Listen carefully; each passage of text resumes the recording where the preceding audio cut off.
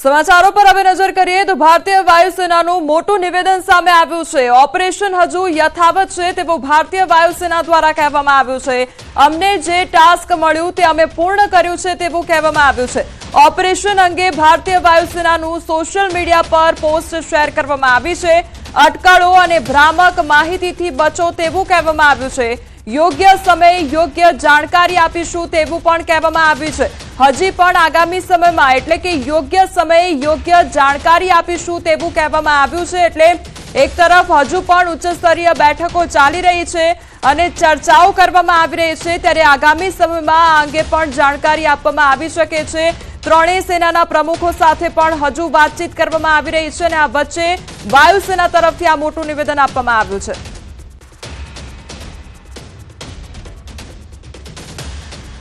PM નિવાસ સ્થાને high level બેઠક મળી છે। 1 કલાકથી વધુ સમય સુધી આ બેઠક ચાલી। એનએસએ અને ત્રણેય સેનાના પ્રમુખ હાજર રહ્યા તો બેઠકમાં વિદેશ મંત્રી એસ જયશંકર, સીડીએસ અનિલ ચૌહાણ પણ બેઠકમાં હાજર રહ્યા છે। તો ઉચ્ચ સ્તરીય આ બેઠક ચાલી અને લગભગ 1 કલાક સુધી આ બેઠક ચાલી છે। એસ જયશંકર તેમજ સીડીએસ અનિલ ડોભાલ પણ અહીંયા પહોંચ્યા હતા। અનિલ ચૌહાણ પણ અહીંયા આ બેઠકમાં હતા અને પીએમ નિવાસ સ્થાને આ બેઠક કરવામાં આવી। ત્રણેય સેનાના જે પ્રમુખો છે તેમની સાથે આ બેઠક કરવામાં આવી છે અને ખૂબ જ મહત્વપૂર્ણ બેઠક। આગામી સમયમાં યોગ્ય સમયે આ અંગે માહિતી પણ આપવામાં આવશે। અમદાવાદમાં ક્લબો 7માં દારૂની મહેફિલ પકડાઈ છે અને દારૂ પીધેલી હાલતમાં એક મહિલા સહિત 9 પકડાયા છે। મોંઘી દાટ ગાડીઓ પણ કબજે કરવામાં આવી। એક મહિલા સહિત 9 લોકો પકડાયા તો પોલીસની રેડ પડી ત્યારે બેઝમેન્ટમાં દારૂની પાર્ટી ચાલતી હતી। દારૂની મહેફિલ સાથે મ્યુઝિક ડાન્સ પાર્ટી પણ ચાલી રહી હતી। પોલીસે 2 BMW કાર પણ જપ્ત કરી છે અને દારૂની પાર્ટી કરવામાં આવી રહી હતી। ડાન્સ પાર્ટી ચાલી રહી હતી અને ખાનગી ક્લબમાં આ રેડ પાડવામાં આવી હતી। તો આ સાથે જે મોંઘી દાટ ગાડીઓ છે તે પણ જપ્ત કરવામાં આવી છે।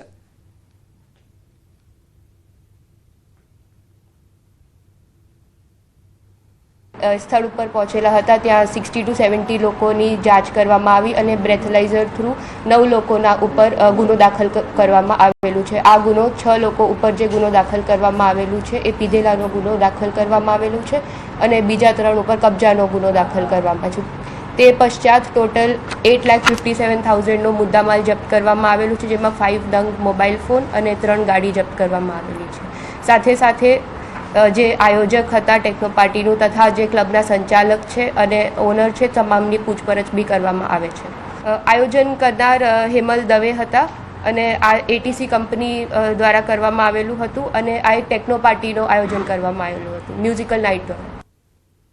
અરવલ્લીમાં બેફામ રફતારનો કહેર જોવા મળ્યો છે અને સીસીટીવીમાં આખી ઘટના કેદ થઈ છે। ભિલોડાની બજારમાં બેકાબુ કારનો આતંક જોવા મળ્યો। બજારમાં કારે બાઇકને અડફેટે લીધી હતી તો બાઇક પર સવાર 2 વ્યક્તિ ઇજાગ્રસ્ત થયા છે। પોલીસે સીસીટીવીના આધારે બનાવ અંગે તપાસ શરૂ કરી છે। તો ગાડી એકાએક બેકાબુ બની હતી અને ત્યારબાદ ત્યાં આગળ જે બાઇક સવાર હતા તેને ઇજાગ્રસ્ત કર્યા હતા। તો 2 વ્યક્તિઓ ઇજાગ્રસ્ત થયા અને તેમને સારવાર અર્થે ખસેડવામાં આવ્યા છે। તો અરવલ્લીના ભિલોડા બજારની આ ઘટના કે જ્યાં રફતારનો કહેર ફરી એકવાર જોવા મળ્યો છે।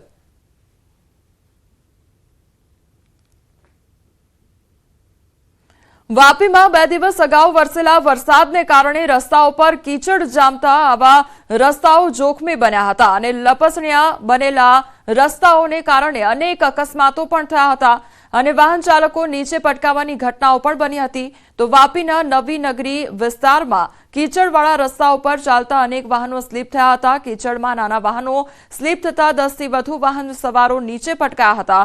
તો કાદવમાં પટકાતા વાહન ચાલકોને સામાન્ય ઈજાઓ પણ થઈ હતી। નવી નગરી વિસ્તારમાં વાહન ચાલકોની નીચે પટકાવવાના દ્રશ્યો સીસીટીવી કેમેરામાં કેદ થયા હતા।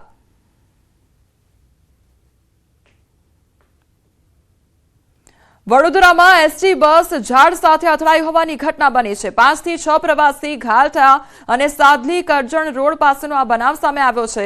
કરજણથી સાદલી તરફ જતી એસટી બસ માર્ગ પરથી ઉતરી અને ઝાડ સાથે અથડાઈ ગઈ હતી। તો બસમાં સવાર 5 થી 6 જેટલા મુસાફરોને નાની મોટી ઈજાઓ પહોંચી છે। ઈજાગ્રસ્તોને 108 એમ્બ્યુલન્સમાં સારવાર અર્થે ખસેડવામાં આવ્યા છે। તો અકસ્માતના પગલે ઘટનાસ્થળે લોકટોળા પણ ઉમટી પડ્યા હતા।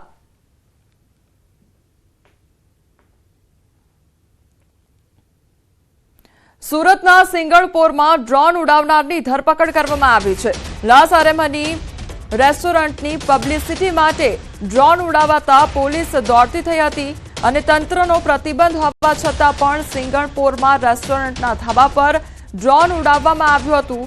જાહેરનામા ભંગ અન્વયે ફોટોગ્રાફર અને રેસ્ટોરન્ટ માલિકની ધરપકડ કરવામાં આવી છે. તો ગૌરવ નરેન્દ્ર રાઠોડ ડ્રોન ઉડાવી રહ્યો હતો. રેસ્ટોરન્ટનો માલિક અકબર અલી રેસ્ટોરન્ટની પબ્લિસિટી માટે ડ્રોન દ્વારા વિડીયો શૂટિંગ કરાવતો હતો અને તેની ધરપકડ કરવામાં આવી છે.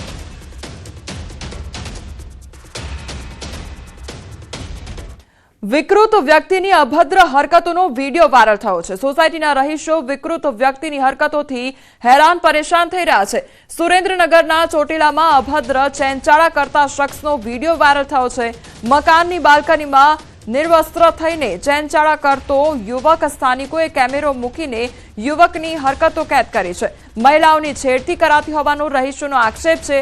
તો ચોટીલા ટાઉનશીપ વિસ્તારનો આ બનાવ અને રહીશોએ પોલીસ મથકે અરજી કરી કાર્યવાહી કરવા માટે માંગ કરી છે.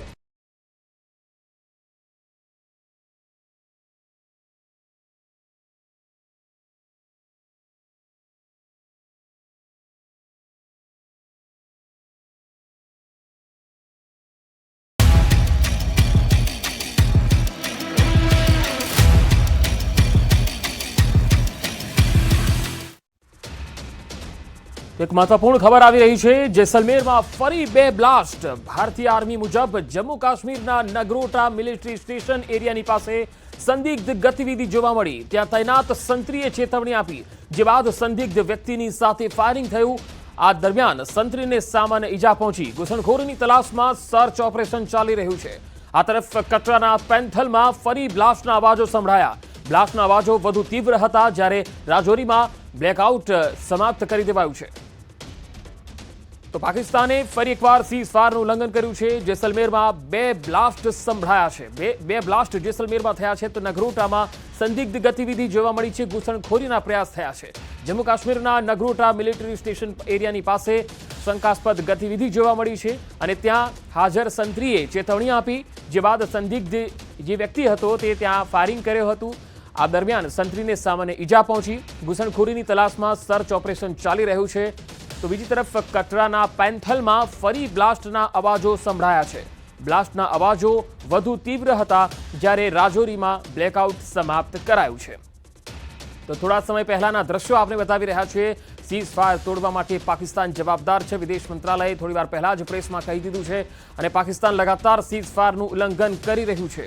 ભારતીય સેના સરહદ પર જડબાતોડ જવાબ આપી રહી છે અને જે અપડેટ આવી રહ્યા છે તે પ્રમાણે હાલ તમારી ટીવી સ્ક્રીન પર જોવા મળતો આ યુવાન હાલ જેલની હવા ખાઈ રહ્યો છે.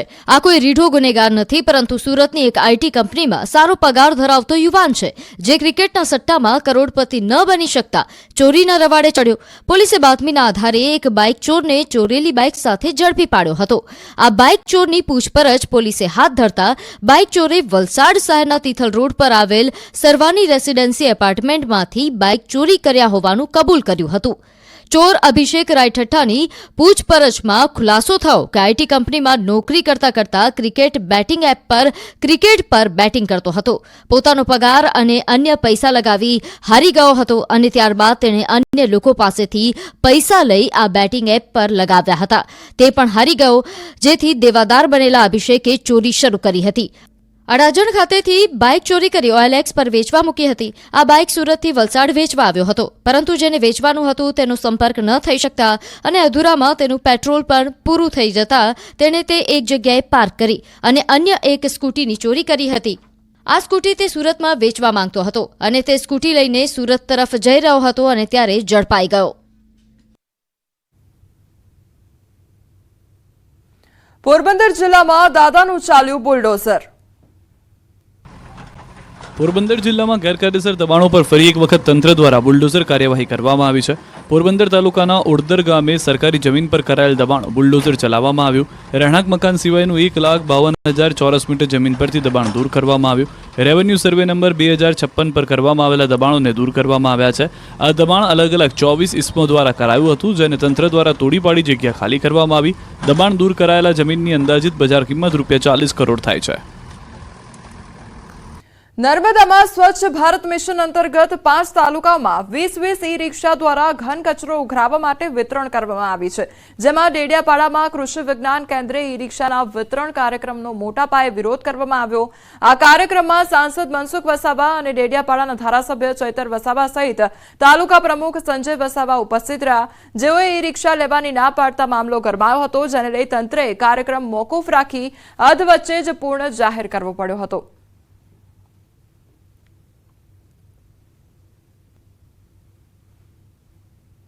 સ્વચ્છતા અભિયાન સાથે જોડાયેલ ઈ-રિક્ષાનો પણ કાર્ય આ ઈ-રિક્ષા છે એ ક્યારેય સક્સેસ નથી જવાની। આ એજન્સી પૈસા કમાવાના ધંધા છે। આ એજન્સીએ એ યોજનાના હેતુફેર કરીને એકદમ 1 મહિનો પણ ના ચાલે એવી નાની છકડી લાવીને એ નાનું સાધન લાવીને પંચાયતને પધરાવવાનો, એ પણ અમારા જેવા સાંસદશ્રી અને અમારા હાથે વિતરણ કરવાનું જે ખોટું છે, જે અમે વિતરણ કરીશું મહિનામાં બગડશે તો અમારા પર માથલા ધોવાય એવું છે, એટલે અમે આ ઈ લોકાર્પણનો વિરોધ કરીએ છીએ। મહેસાણા જિલ્લાના બ્રાહ્મણવાડા ગામમાં થતી ડુંગળી અને આજુબાજુના બધા જ વિસ્તારોમાં તે ખૂબ જ પ્રખ્યાત છે। આ ડુંગળી ઊંઝા તાલુકાના બ્રાહ્મણવાડા ગામમાં થાય છે અને આ ગામમાં અને આજુબાજુ વિસ્તારમાં છેલ્લા 50 વર્ષથી આ ડુંગળીનું વાવેતર કરવામાં આવી રહ્યું છે। ડુંગળીની ખાસિયત એ છે કે આ ડુંગળી મીઠાશ ભરી હોય છે, એટલે આની ડિમાન્ડ દિવસે ને દિવસે વધી રહી છે અને મોટી સંખ્યામાં લોકો પણ આ ડુંગળી ખરીદી કરી રહ્યા છે। આ જે ડુંગળી છે મીઠી છે એક તો, અને આખા એરિયામાં ફેમસ છે, લોકો દૂર સુદૂરથી ખરીદવા માટે આવે છે। તમને કેવો અનુભવ રહ્યો અહીંયા મેં આવ્યો, હાઈવે ઉપર જોયું તો અનુભવ સારો રહ્યો, ડુંગળી પણ સારી છે। અહીંયાની ડુંગળી જે છે ને એ બહુ ગળી છે અને બહુ દૂર દૂરથી લોકો પ્રખ્યાત છે એક જાતની આ ડુંગળી। અને આ જો ને ડુંગળી કેવી છે, બહુ સારી ક્વોલિટીનો। બ્રાહ્મણવાડામાં અંદાજ આમ તો 50 થી 70 વીઘા વવાય છે, આ સાલ થોડી ઓછી હતી, બરાબર। ભાવમાં સારો છે, આ સાલ 500 550, મીડિયમમાં તો 350 400 રૂપિયા। ગત સાલ કેવા ભાવ હતા? ગઈ સાલ 400 450 ના ભાવ હતા। આ વખત 500 નો ભાવ નીકળ્યો હતો, 500 550। અહીંયા મીઠી હોય છે ડુંગળી। શું વિશેષતા શું છે આ ડુંગળી? વિશેષતા મીઠી આવે છે અહીંની ડુંગળી, અહીંની જમીન ડુંગળી લાયક છે, આપણી મીઠી થાય છે। ગુજરાતનું ગૌરવ કહેવાતા એશિયાટિક સિંહોની વસ્તી ગણતરીનો પ્રારંભ કરાવવામાં આવ્યો છે। 5 વર્ષે એકવાર યોજાતી સિંહ વસ્તી ગણતરીનો રાજ્યના વન અને પર્યાવરણ મંત્રી મોળુભાઈ બેરા દ્વારા પ્રારંભ કરવામાં આવ્યો, જેમાં 11 જિલ્લામાં 3000 થી વધુનો સ્ટાફ આગામી 13 તારીખ સુધી સિંહ ગણતરી કરશે, જેમાં 600 થી વધુ સરપંચો અને અધિકારીઓ, કર્મચારીઓ તેમજ વોલન્ટિયર સહિત 3254 લોકોને ગણતરી માટે વિશેષ તાલીમ આપી તૈનાત કરવામાં આવ્યા છે।